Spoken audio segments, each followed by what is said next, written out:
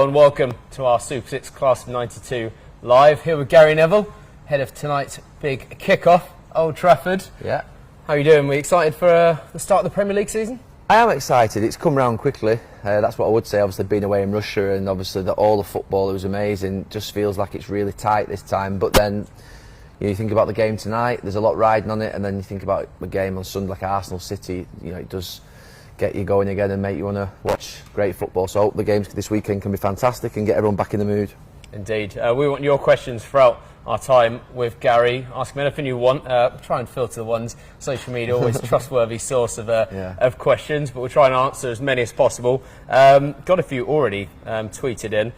Starting with, from Will Thorpe. Nice one to start with. Best summer signing so far. Obviously, deadline day passed yesterday at 5 p.m. Who stood out for you? Any early in the window, or was any business yesterday that got done that really caught the imagination? No, there's nothing that's really shocked us. I mean, I suppose that Liverpool are the team that have invested heavily and invested most. If you think about their purchase of Fabinho, and Keita obviously was done last year, then Alisson was the one that made everybody stand up, because I think Jurgen Klopp had said that he felt, I think towards the end of last season, that he was going to support Karius and Mignolet, but all of a sudden out of the blue it happened quite quickly, that one, and big number. I suppose the shock one was the signing of the goalkeeper from Chelsea, maybe as well. That was such a huge. I love Courtois. I think it's a big loss for them to lose him, but then to invest so heavily so quickly. They're the ones that sort of stand out for me a little bit. I think the intriguing thing is how the Liverpool players settle in. It's almost like a new midfield that they've got there now. Yeah, obviously not quite the same business happened behind us at Old Trafford. How much was Alexis Sanchez saying that Manchester United needed a world-class signing? Is there a fear that Liverpool have moved ahead of Manchester United in the pecking order there at all?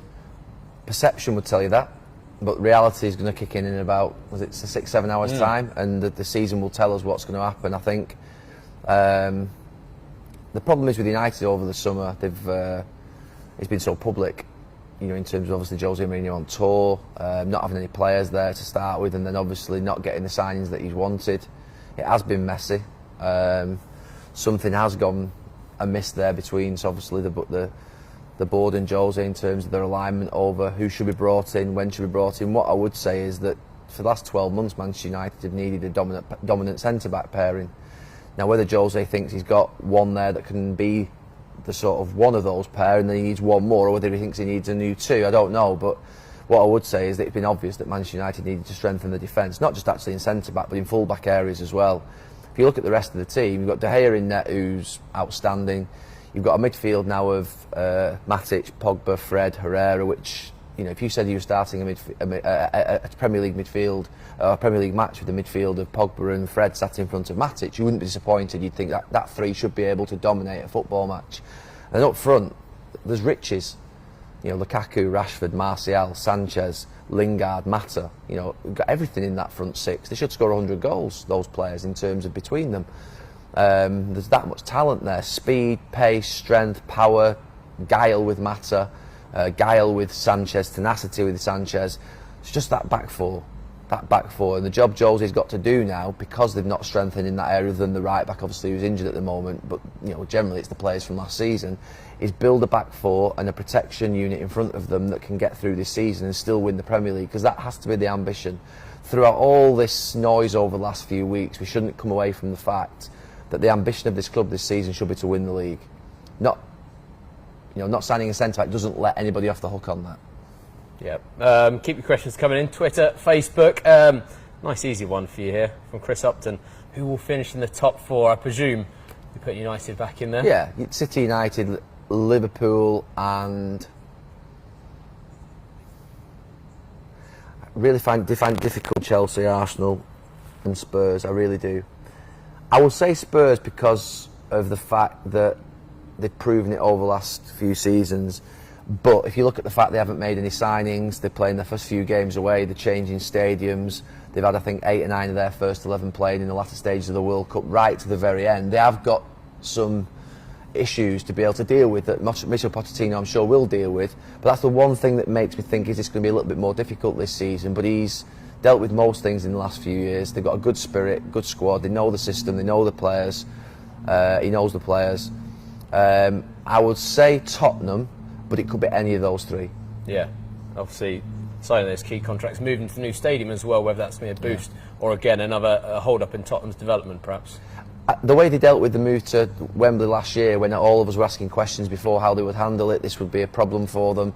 I think we should give them confidence that they can step back into White Hart Lane and feel that they've overcome that Wembley issue last year, which was something that was thrown at them constantly in pre-season in the first few games, particularly when they had that difficult game against Chelsea early on. Yeah. Plenty of other interesting ones come through. Look, down to the newly promoted sides, Fulham and Wolves obviously been very busy. Joe Coulson wants to know which one of them did the best business in the window. Not quite as much happening at Cardiff, but those two certainly been busy. Wolves, I think now if you really, when you get up out of the Championship, which is so difficult, if you really want to be, not sure, but more certain, you have to be quite brutal and clinical around the squad that you've got in the Championship and say, actually, we need 7 or 8, 9 players. We do need that influx of players, because to think that you can sometimes get a situation where a team can come up from the Championship and they can battle the way through, like Huddersfield did last year and others have done previously. But if you really want to sort of cement your place and make it a more comfortable season, you have to invest and you have to spend money, and that's what they've done. I think Wolves seem to be the most intriguing team for me in terms of top 10 finishes are being mentioned. That's high expectation. You think about the top 6 places are probably not guaranteed, but they're pretty fixed. You look at what Everton have done, you can even say 7. So you look at that 7 there, and then you think, actually, to get into that next, there is 2 leagues really. There's that top 6 or 7, then you've got the 13 below it. I would say Wolves are the ones that are most intriguing. Yeah. Okay. An intriguing question here. Nick Tosh from Twitter has asked, with the Glazers, you think they're happy just to be a commercially successful club, or is that the real no change? No owners are just happy to be a commercial. No football club owners are just happy to be commercially successful. There has to be that football success aligned with the business success, and that's not just the Glazer family. It's every single football club right the way through the pyramid. They want success on the pitch, but they want obviously success off the pitch as well. And I don't think any United fan even thinks that they would want not to win on the pitch. The club have spent 700 million since Sir Alex Ferguson retired. 700 million. If you'd said to me the day that Sir Alex Ferguson retired, I was stood on that pitch for Sky, that in the next 5 years Manchester United are going to invest £700 million from this position here where they were champions, I would have said they'll win 3 championships in the next 5 or 6 years. To win 700 million, to spend 700 million, not have a championship, finish outside the top 4 on a few occasions, and have the noise and negativity that's coming into this season, I'd say that's a nonsense, that's impossible. So for me, the investment has been there over the last few years. It's been wasted, quite a bit of it. That's the big problem. The recruitment is the problem at the club, not the investment into the squad over the last 5 or 6 years. And it all comes and stems back from the fact there isn't that long-term strategy, because once you sacked David Moyes after 8 months, who was on a 7-year contract, that was the long-term strategy. You were then in reactive mode. You were reacting. And once you sack managers during season, you're in that reaction mode where the new manager comes in and he wants different types of players. Louis van Gaal signed 11, then all of them have been, most of them have been thrown out the club now, nearly. And then there's Jose Mourinho comes in and wants a certain type of player, and now there seems to be a little bit of a disconnect now between Jose and who should be brought in with the board. That's the problem when you make those sort of reactive type decisions. You end up with a situation that basically the club aren't being as successful as they want to be, which is at the very top. But the club have won trophies in the last 5 or 6 years. It's not all doom and gloom. It wasn't all bed of roses during Sir Alex Ferguson's time. And no owners of any football club just want commercial or business success. They want on-the-field success as well. Yeah. Okay, another one from Twitter. Keep your tweets coming in as well on Facebook questions. Samuel says, Salford, have they done enough? Obviously, a bit of a disappointing start so far. Do you think you've done enough in their transfer window to secure promotion or put yourself in that position to contend for it? We've done everything that we're going to do. We've done everything that it's at the end of the season. It wasn't the end of the season, it was actually sort of February, March. We sit down and assess. And we have to, obviously with Salford, we have to plan for 2 scenarios. One is going up and one is not going up. So it's not like, for instance, Manchester United, you know you're going to be in the Premier League next year, you know what your ambition is and you can sign towards that. With Salford, obviously, we need to know whether we're going to be in the league above or in the league below. So we have to plan for 2 scenarios and recruit and scout for those 2 scenarios. we did everything that we missed out on 1 or 2 players early on transfer window, but we got 90% of everything that we wanted, and certainly won't be. You know, at this moment in time now, the squad needs to bed in, it needs to settle. We always do our business before the season. We then look at it again in January, February. I've done the last 2 years and brought in a couple of players. And people think it's a lot of turnover of players. The season when we came to Salford, the season before, I think it was 76 players had been used. The season before that, I think it was 60 odd. The season before that was 50 odd, because they were all on non-contract. It's the most stability the club's ever had, where you sort of lose 5 or 6, 7 players and then you bring in 8 or 9. We're comfortable. That's what you need to do when you're on the journey to obviously continue to try and progress through the leagues. We're comfortable and confident in the management team. We're confident in the players, and we're comfortable. If you'd asked me 3 weeks ago, I'd always said I thought it would be bumpy at the start of the season, and it's proven that way. We're a scout, there's no doubt about that. There are players bedding into the team, new manager, the first game's on television, a lot of things that sort of factor into it potentially being a bumpy start, and it may even be bumpy for another. So, but from our point of view, all we need to make sure is that the work on the training field is good, and then it will become apparent that will start to work on the pitch. I'm convinced of that. Yeah. Peter Kelly on Twitter, another really easy one for you. Salford versus Manchester United. Who would you support? I get asked that a lot. I got asked it yesterday, actually. Is it in the FA Cup this? And it must be, because we're not in the Premier League, are we? If it was in the FA Cup, I'd say play at Salford first, draw, back to Old Trafford, and then United win on penalties. Couldn't have United losing. I mean, obviously I love Salford to bits. Love everything that I do down there. I immerse a lot of my time into it. But that's my heart over there, and I want that club to be the best club in the world, and want it to be the most successful club in the world, and it should be the most successful club in the world. So can't have Salford knocking it out of an FA Cup. I mean, imagine the headlines. There'd be clouds circling like you wouldn't believe over there. And another question of loyalties, perhaps. Super 6 now sponsoring Hartlepool, a Super 6 stadium. I thought you only sponsored Salford. There you go. You see. I've got to help Jeff out. He's giving out all his money away on Soccer Saturday each week, so we're helping. What do you think to the Super 6 derby? What do you make of that? When is that game? It's on a Tuesday night in late September. Late September. I think it's September 25th, and I'll talk a little bit about that night because we're not going to be there that night. We're playing in the Liam Miller tribute and testimonial game over in the Republic of Ireland. It'll be an amazing occasion. Hopefully we'll do Liam justice. It's obviously a tragedy what's happened. And we're all going over there, me, Ryan, I think Nicky, Scholesy, Roy Keane's asked us, and he's going to be playing in the game with Rio Ferdinand, there's Louis Sarr. I saw a list the other day and I forget everyone. There was like Dennis Irwin. It's going to be an amazing occasion. So if any United fans want to trip over to Ireland, over to Cork, I think there's going to be 40,000 people potentially there playing against the Celtic and Ireland 11. So I won't be actually at that game.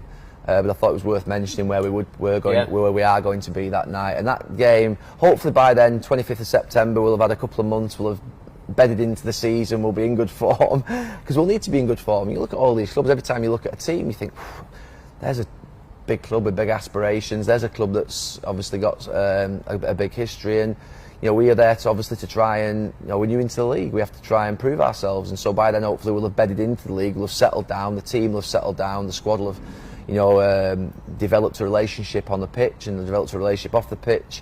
They'll have had some away trips by then where the camaraderie will have built, and that's always the same. The challenge is, you remember last season we got beat 3-0 on the first game of the season against Darlington. Was it 3-0 or 2-0? Can't remember. We got battered, I know that. So you hope by the fact that 3, 4, 5 games things start to settle down. Yeah. Have you got a message for Jeff Stelling if he's watching? Yeah, I have got a message for Jeff Stelling actually. I hope it's a great game. If he wants to come, he can use some hospitality for the evening. He can bring a few guests. We'll put him up. He can have a nice drink. As long as when we go up to Hartlepool, he looks after us later on in the season. Okay, a few more coming through. And quite a few people have asked about whether you're looking forward to donning a Liverpool shirt. I'm not wearing a Liverpool shirt. I'm not wearing a Liverpool shirt. Refusing to? I'm refusing to wear a Liverpool shirt. I did make the bet, and I normally stand by things that I say. However, and I need to find the footage. I bet Carragher 3 years ago that the loser of a bet had to wear a United shirt or a Liverpool shirt, And the bet was that Paulinho, in his first season at Tottenham, Carragher said that he would score 15 goals. I said that he wouldn't score 15 goals. And at the end of the season, I think he scored something like 6 or 5 or 4 or something. And I basically presented Carragher with a Manchester United shirt, and he refused to wear it. So if he'd have worn the Manchester United shirt on that Paulinho bet, I'd have worn the Liverpool shirt. He wanted to get me a Shaqiri shirt, which would have been touching and lovely, but unfortunately, I'm not going to wear it. Just a few more questions to get in. Keep them coming in on Facebook and Twitter.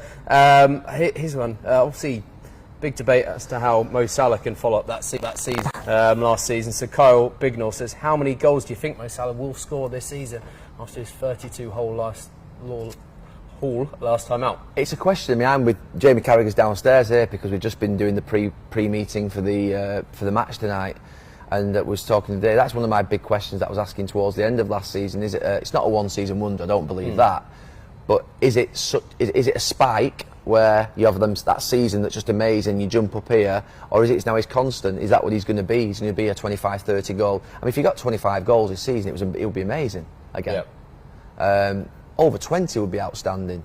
If he gets 30 again, then you're talking about him becoming in that category of the best players in the world, because players don't get 30 goals in 2 seasons on the bounce by luck, by 1 season by luck. So, brilliant player. His runs inside fullbacks in between centre-back and fullback are brilliant, absolutely brilliant. And I'm thinking a bit more from not a Liverpool point of view. I'm thinking a bit more of when I used to play right back and used to think about the players who made those runs. They're the most difficult runs to mark, they're the most difficult runs to track. Particularly at the speed that he makes them, the direct, the right in towards goal, very difficult. So from my point of view, he makes those runs better than anybody. Firmino is a wonderful foil for him in the sense of how he sort of operates around him and takes defenders away and shifts people. And I think that ultimately he will score a lot of goals this season. But that's one of my big questions. You know, is he going to get to that level of last season? Yeah, obviously getting a little bit of grief for backing out of the shirt, but I don't think half who am I getting grief off? my friends from Merseyside. Half as much as if you did go on TV with a Liverpool shirt. I think that might be a different level of. No, what I'm saying is, I'm happy to do the bet. Yeah. In fact, I'll do something different. You know what I mean? I'm happy to. It's 1-1. We'll have a decider. Okay. And the winner can wear the bet. I'll call it home with Carragher. But what I'm not going to do is wear a Liverpool shirt when he's refused to wear a United shirt. Yeah. He's got to go and wear the United. You know, he's got to wear the United shirt for the Paulinho bet. I need to find the footage of where I bet him on television around Paulinho. And for this season, obviously we saw Salah really emerge, not from nowhere, but no one really expected that sort of season from him. Is there anyone that you've looked at going into this season that you think could have that sort of really groundbreaking season ahead of them? The one that you look at or the two that I look at really, that you could say there's more in them, is Gabriel Jesus.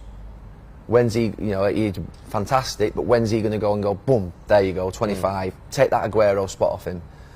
So that's the emergence of him. He's obviously sort of knocking on the door, there's no doubt, but can he now bang that door down and say, I'm the man? I think Alexis Sanchez here is the one that, he said, intriguing, what's going to, last 3, 4, 5 months of last season was disappointing. But it's not easy, coming to a new club, settling in, the team weren't playing amazingly well, it was difficult. But now, pre-season, he's had a strong pre-season, done well in pre-season. Now I think there should be a minimum of 20 goals for Alexis Sanchez this season in the Premier League. Yeah. The man to have in your Sky Sports fantasy football team, Sanchez, then, is he? Maybe. Captain for the first maybe weekend? I'm not. Maybe. Yeah, I think I will. Yeah. Yeah. Okay, quickly fire through your Super 6 predictions. £1 million up for grabs again this weekend. Some pretty tough games now, actually, especially the opening weekend. Yeah. Bournemouth, Cardiff. That will be 2-1 to Bournemouth. Fulham, Palace.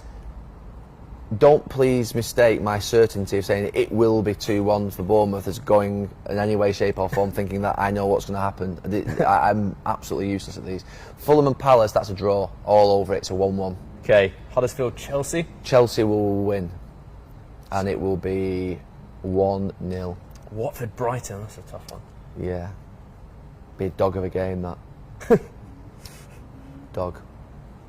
Watford, Brighton. I'm going to go for Brighton, Yeah? I think Brighton will win. I think Brighton will win 2-1.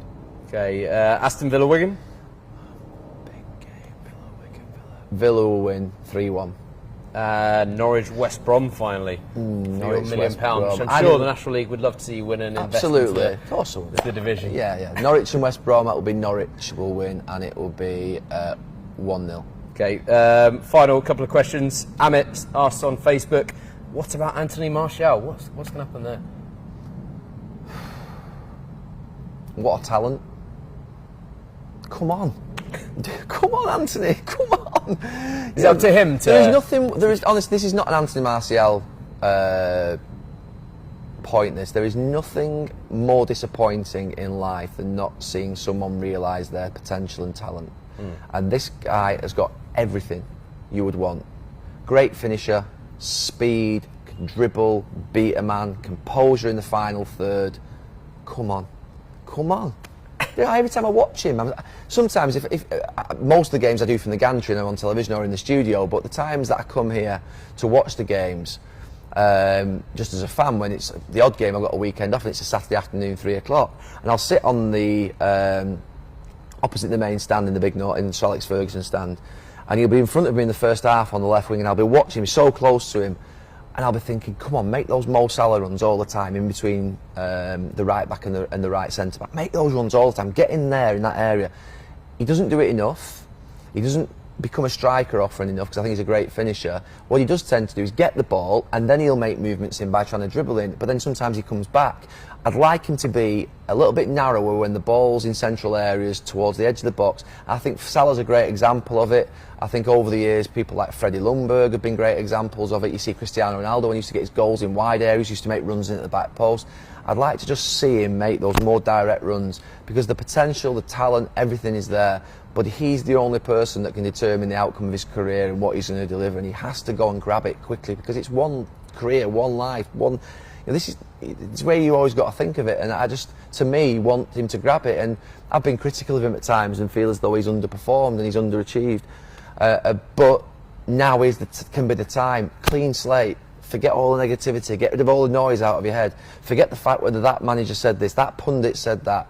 You go out there every day and give your absolute all, fight for every single ball, make every single run, take every single shot and goal that you can, and make yourself the best player in the world. He's got the ability to do something like that. Yeah. Anyway, that's me. Ignore everyone but the advice you just gave, of course. Well, no, to be honest with you, that's what I want him to do. It's not advice to him. Yes. He won't be watching this afternoon. He'll be in bed hopefully preparing for the game. But please share if you are watching. Yeah, Anthony, Anthony.